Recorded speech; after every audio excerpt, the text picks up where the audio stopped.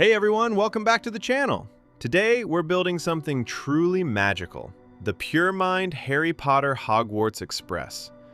All Harry Potter fans know that the Hogwarts Express is one of the most iconic trains in movie history. Let's find out how well this kit recreates this. This set retails for about $70 US, depending on the retailer and location. Once finished, it measures 50 centimeters long, 11 centimeters wide, and about 20 centimeters high. The box has great artwork. It's got that cinematic Hogwarts vibe with deep colors and a collector-style presentation. So grab your ticket to platform 9 3/4, and let's open this up. Breaking the seal, and wow, it's packed like OCD heaven. Everything is so neat and tidy. The runs are all neatly numbered, nothing feels randomly packed, and the presentation feels very premium. The instruction manual is thick, clear, and easy to follow, with high-quality printing that matches the box design, always a good sign for the build experience. Now, if you've never made a wood model before, this isn't a traditional brick build or a plastic kit. It is precision laser-cut wooden pieces on runs that need to be assembled. What this means is the entire experience feels completely different from Lego or Gundam build. The pieces come as sections that slot together using a tab and lock system. So in this next part, I'll walk you through the entire process. I'll show you what works, tips and tricks, what's challenging, and whether this build is enjoyable or just frustrating. Before we move to the wood components, the instructions will tell you to pre-assemble all the electric components to test if they all function. This includes 2 light kits, a sound system, a motor, and a steam system. I tested them all, and they all worked perfectly. The first thing you notice when you start this kit is how everything is organized into flat wooden panels. Each piece is laser cut directly into these sheets, and instead of opening bags of parts, you carefully pop pieces out as you go. At first glance, the quality looks good. I had no issues removing each piece, especially on the thicker runs. However, on the thinner versions, they break easily. Not a few, but a lot. This honestly ruined part of the experience. Now, at first, I thought it was human error, so I tried to take more care. This helped a bit. However, no matter how delicately I tried, some parts of the corners would still chip off. So my tip is don't rush. Use a plastic tool to push the pieces out at the joint locations. And treat it delicately, as they break very easily. The instructions rely heavily on diagrams and text. Try to read the text first, as it provides hints and tips. The top left corner of each step shows exactly which pieces are required. To save time, take all the pieces out first, then use the sandpaper to smooth the edges, and then assemble. The build is quite logical, starting with smaller structures and building up to larger ones. Be extra careful with the connection joints. Most parts will click in perfectly, but some just don't. If this happens, don't use force, as they will break. I broke about 10 trying to jam them together. Instead, sand them down until they fit. Yes, it's kind of annoying, and yes, it will take longer, but trust me, it's still quicker than gluing the piece back together. The locomotive frame was engaging and frustrating to build. However, once completed, I felt very satisfied. You slowly see the proportions of the Hogwarts Express appear, and that moment when the shape finally looks like a train is incredibly satisfying. Installing the circuit board and engine was straightforward. Not easy, but not a challenge. The build isn't the challenge, it's the extra care needed to make sure the pieces don't break that is. It's doable, but requires a lot of patience. As I'm used to building 3,000-piece dragon model kits, I was used to this. However, for unseasoned builders, this may be a challenge, especially for kids. While most parts will hold without glue, some parts just do not, like this underpanel for the steam system. Even with glue, it just doesn't hold. This is largely due to the lighting cable, which is just too thick for these pieces to click into place. This is a design issue, but since it's on the bottom, you won't be able to see it. Building the main body of the train was one of my favorite parts. As you add each panel, the silhouette of the Hogwarts Express takes shape. Each layered wooden component that you add together creates depth and texture, rather than relying on paint.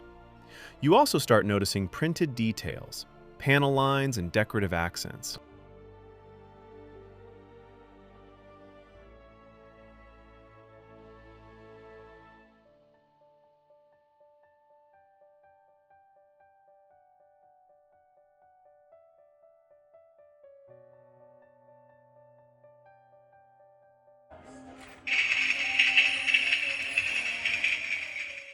The next section of the train is supposed to be a storage area that cleverly tucks away the battery box. The challenge for this section is the wiring system, as the battery will be connected to both the main train and the cabin in the next section.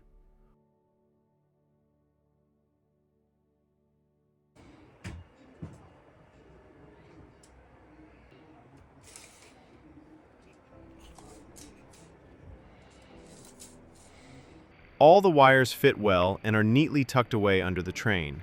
Just be patient and extra careful with those fragile pieces. On top of a battery box, a USB cable is also provided to allow the train to be powered by a power outlet.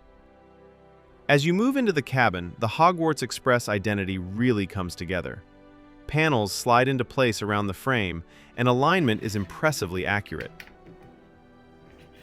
In this stage, you'll build these 2 Hogwarts suitcases and these comfortable green felt cushion seats.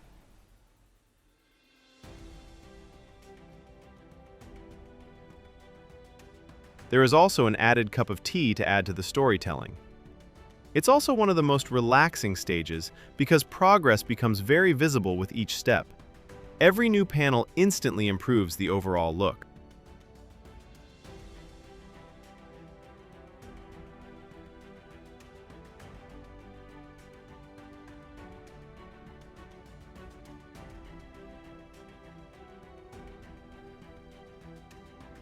There are also some moving components, such as the swinging doors on both the front and back of the carriage. Building the tracks is much more straightforward than assembling the train. As the pieces used in this section are thicker, they also don't break as easily. But I still managed to break 2 as the tabs just didn't click without force. Once connected, the tracks feel surprisingly sturdy and give the train a proper foundation instead of just sitting flat on a shelf. The signpost is the final part of the build and is honestly the most charming. It uses layered wooden panels to create depth, and the plastic printed parts stand out really nicely once assembled.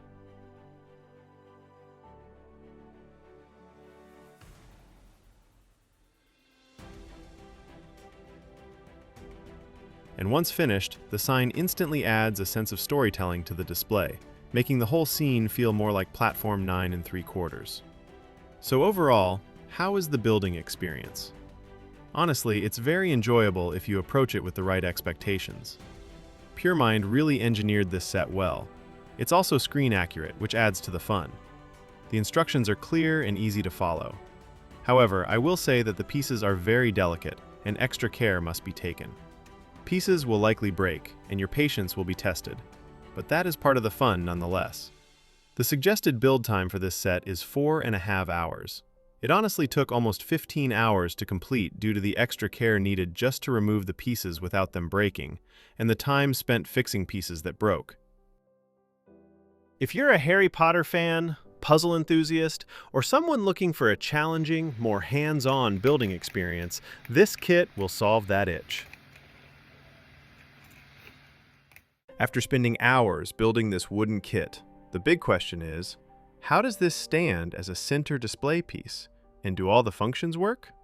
The first thing you notice once the build is complete is just how scene accurate it looks. The wooden material gives the Hogwarts Express a completely different presence compared to plastic or brick versions. Instead of bright colors, you get a warm, natural finish that feels more like a collector's display piece. I honestly love the matte finish of wooden kits. Unlike plastic kits, they give off a softer, more elegant appearance. The proportions of the locomotive are well balanced, and the model captures the iconic shape of the Hogwarts Express perfectly, considering it's entirely made from layered wood components. It feels decorative rather than toy-like, which honestly suits the theme perfectly. Because the pieces are laser cut with prints and colors, you get no stickers. Up close, you can see panel lines, wheel textures, and decorative accents that add depth to the train. The layered construction also adds dimension. Instead of flat surfaces, many sections are stacked, creating shadows and visual depth that make the model feel more realistic. It's subtle, but it gives the finished build a handcrafted aesthetic that's really appealing. Once you press this button, the steam, headlights, engine, and sound will power up, bringing this train to life.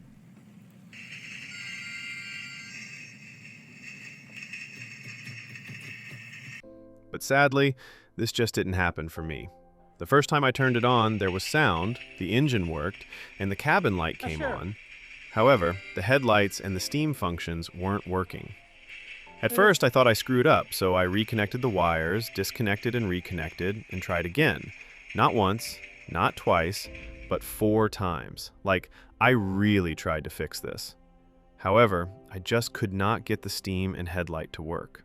So I emailed Puremind, who instructed me to plug the train directly into a power source using a data cable to see if it works. The issue might be insufficient voltage.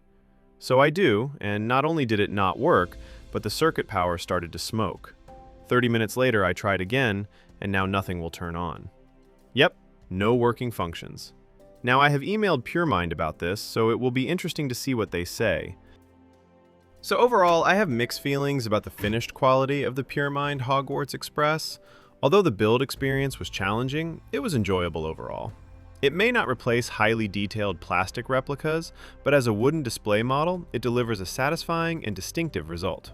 However, for that price, I expected better wood quality. And maybe, I don't know, maybe some working functions. So if you enjoy Harry Potter collectibles or challenging model builds that end with a display-worthy piece, this set looks great.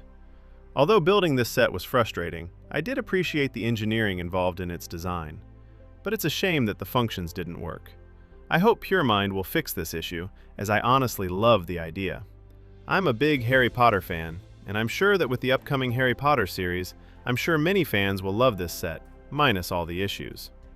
If you enjoyed the review, leave a like, subscribe for more builds, and I'll see you in the next video. All aboard!